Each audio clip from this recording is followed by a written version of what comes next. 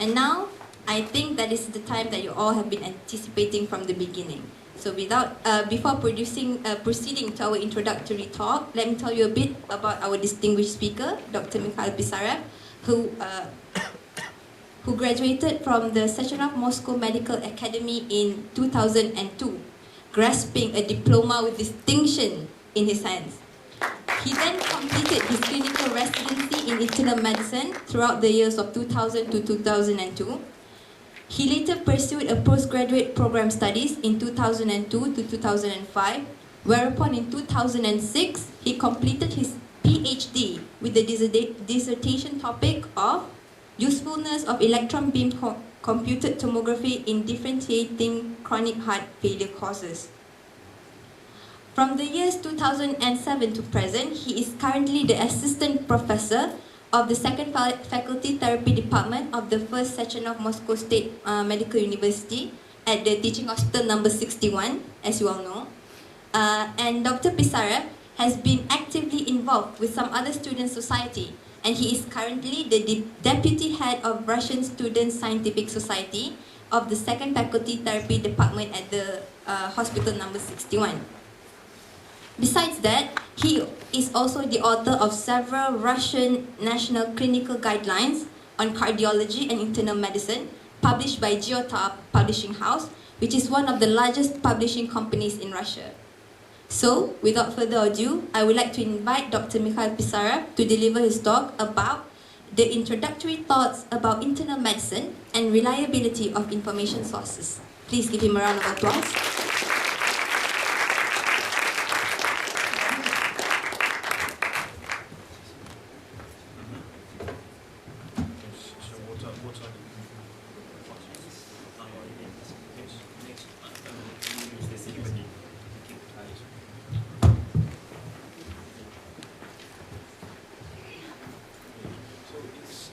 Pleasure for me to be here among you, and I see so many faces of students who were my students. Yes, and I'm very proud to be here. It was a real pleasure for me, always a real pleasure to see you all in my classes, because I've never seen that motivated students like you were. And it's a great surprise for me, because unfortunately the Russian medical education system, it's great, it's very good, yes, but unfortunately the students are not motivated in it, the Russian students, because of the low status of doctor here in Russia. And I'm very happy that in Malaysia the things are absolutely different, because the status of doctor is rather high in Malaysia, as far as I know. Yes. But unfortunately, I've rarely seen such motivated people like you, and it's a great honor, a great pleasure for me to talk in front of you, to talk with you about our initiatives, and maybe to be your supervisor in the further activities that will be held by our student session of Malaysian Medical Student Association. But first of all, I would like to give you some unofficial greetings from our new dean, Ms. Markovina. She asked me to give you these unofficial greetings from her, and her congratulations on you on your epic win in the games, in the Olympics. Yes, some kind of Olympics. Yes, it was really impressive, as she said. Yes, and the new vice chancellor. Vice Chancellor Mr. Litvitsky was very happy of this fact. Yes, he even gave you a day off, as far as I know. Yes, yes, well, it's a real gift from our officials. Yes, we have to value these gifts. Okay.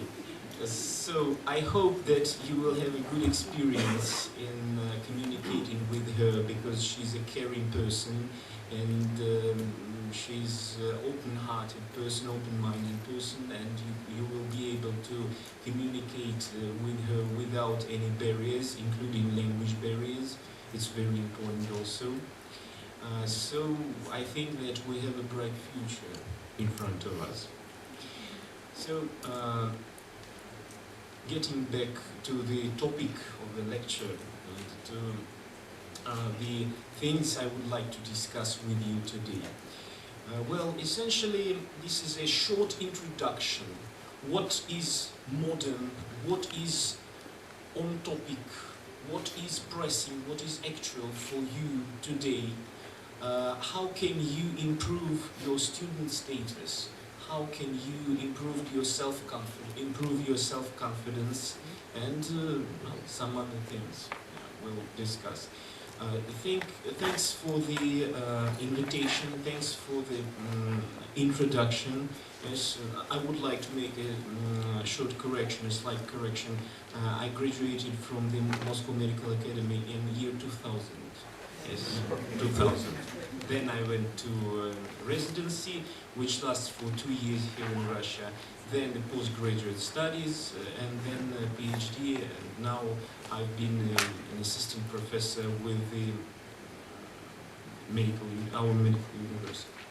Okay, so we'll have several topics. I will not be too detailed on them, because this may be a bit different for you. Yes, we'll discuss these topics in details during our next meetings, hopefully. Yes, if the circumstances, if God and officials will be, well, beneficial for us. Yes, if they will just look at us, yes, and recognize us, well, then we'll have very good meetings. We'll have several meetings, maybe courses of lectures, and so on, so on, so on. So, first of all, some thoughts. Sorry. Oh, I'm sorry. Some thoughts about medicine. Yes, you know that Dr. William Osler, who is considered the father of modern medicine, he said that the practice of medicine is an art, not a trade. A calling, not a business. A calling in which your heart will be exercised equally with your head. It's very important to keep in mind, always to keep in mind, because unfortunately, we usually nowadays, in this 21st century, we usually deal with the technical details mostly. We don't look into the soul of a patient. We don't look into the patient's dreams, expectations, and so on and so on. And this is a shortcoming. This is a shortcoming, because we lose connection with the patient. Without this connection, real healing is not possible. Yes, and of course, I'm here on behalf of internal medicine specialists. Well, being an internal medicine specialist, an internist, doesn't mean that all other professions, all other specialties are inferior. Of course, they are not inferior. They are in all the aspects the same. But internal medicine encompasses many areas, and it takes on a holistic approach. Yes, holistic means treating as a whole, treating a patient as a whole. Yes, taking into account, taking into consideration many diseases, many organ systems that can be affected in one patient. Usually not just only cardiovascular system is affected in a patient, or only gastrointestinal tract is affected in a patient. Patient is affected as a whole body, as a whole organism. And our aim is to take into consideration all the possible interactions of the diseases, all the possible mutual influences, the interplay of these abnormal pathologic signs. And internal medicine takes into consideration, takes into account all these interplay, all these factors that can be seen in one patient. That's why internal medicine is, well, really something special. Something special. It's not superior or inferior. It's different. Yes, it's different. So every specialist should have notion about internal medicine. Every specialist should know the most important presentations of diseases, because, well, there is no isolated, for example, cancer, or no isolated gynecological disease, no isolated gastrointestinal disease. The patient will always have this or that kind of other disease. And internal medicine deals with most diseases, with most of their manifestations, most of their presentations, and that's why it expands your horizons, it expands your mind, it expands your mind. It's very important. As well, you're lucky people, because you have to learn not only Latin and Greek, yes, but you also have to learn Russian. Yes, Russian is very difficult as well. Yes, so you, all of you are polyglots. Yes, we can say put it in that way. And a polyglot is a person with expanded mind. Is a person which is intellectual. Yes, because every language expands the limits of one's mind. So by taking on the internal medicine course, by learning internal medicine, you further expand your mind, yes, and the possibilities, the opportunities of our body are absolutely limitless. You have no limits for the mind possibilities, for the mind capacity. And, well, you will see, by learning the internal medicine, you will see how clever and how intelligent you can become. Yes, it's absolutely sure, 100% sure. So, internal medicine is not just science, it's not just expanding your mind, it's also expanding your soul.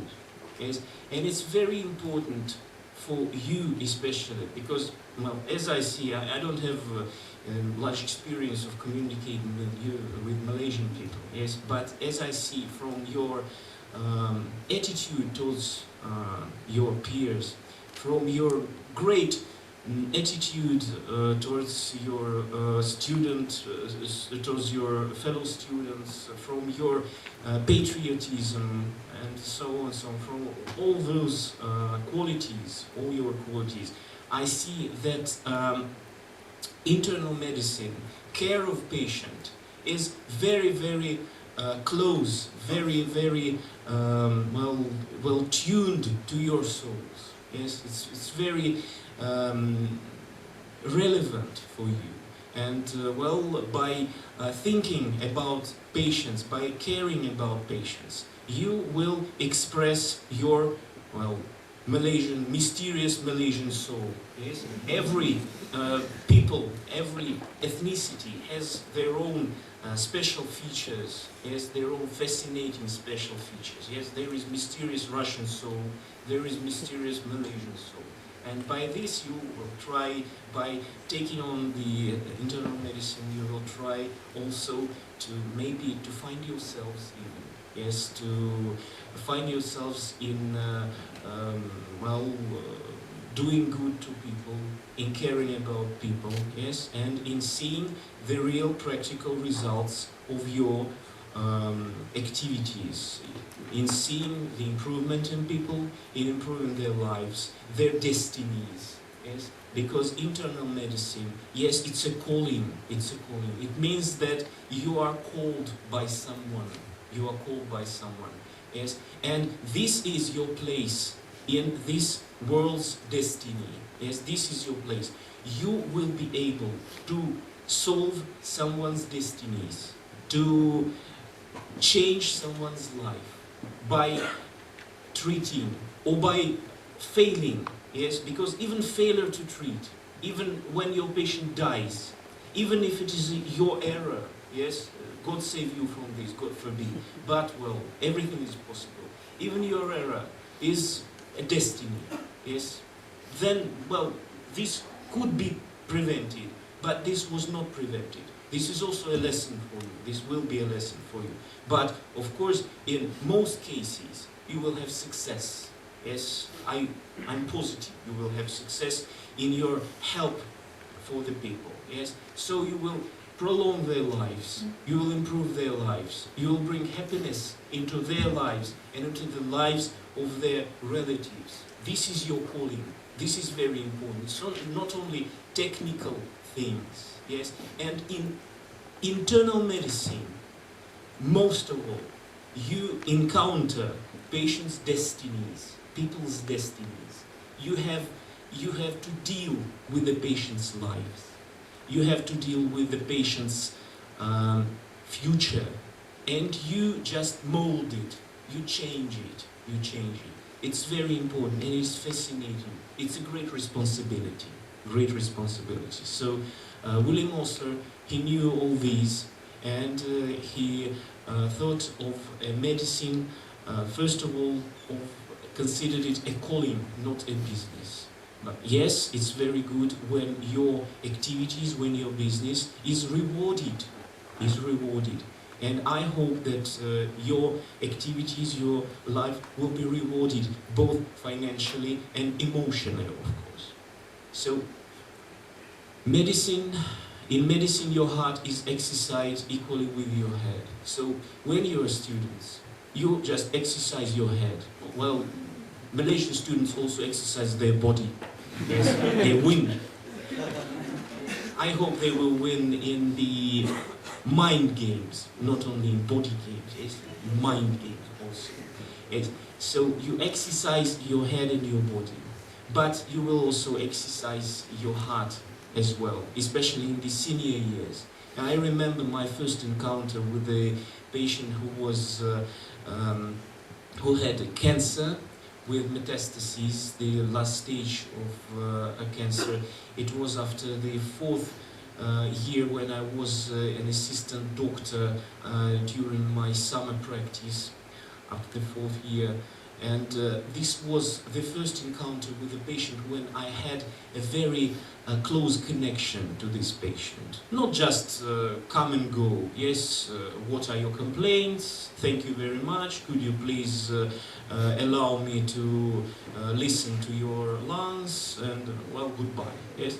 Well, this was other connection, yes, and I had some part in his destiny, in his life, yes, because this patient confided some things that he was afraid of during this encounter, yes, and this was real an exercise for my heart, because this patient opened his soul, opened his mind to me,